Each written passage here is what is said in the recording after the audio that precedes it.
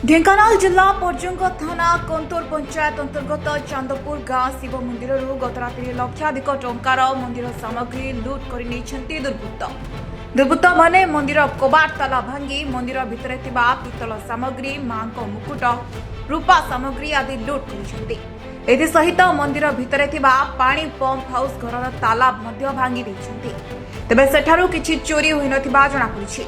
मात्र अंचल में बारंबार चोरी को नहीं एवं आतंकित हो पड़ती अंचलवासी तुरंत घटनार तदंत एक्शन नेबाकू ग्रामवासी माने दाबी करिसेंती। मो ना भगवान रणा मु बाबा स्वप्नेश्वर मंदिर सेवासी मु सकाळ 7टा बेले आसिली पूजा करने चाबी नहीं घर आसिली मंदिर खोलिया देखिली ताला फाला भांगी देइछंती। आमर लक्षाधिक टंकार संपत्ति सब नहीं जाइछंती। पितल आइटम जेते घंट घंटी नाग माँ गोटे थिला मकुट से सब नहीं ढाल फाल किछि नहीं।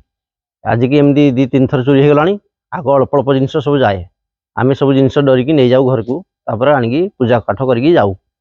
तापर आउ 8-10 वर्ष तला चोरी हो नाला जिन सब थिला पर आज सकाଳେ मु आसी देखला किसी जिन ना ये मंदिर भांगी नहीं ताला आमर से गोटे पानी पंप इलेक्ट्रिक घर सेटा भी ताला भांगी सेठी भी कौन कौन जिन सब जाइए इलेक्ट्रिक जिन कौन जाइए सेठी भी पितल फितल जिन थिला गंज फंज थिला सब सेगुड़ा सब जिन पड़े जाइए।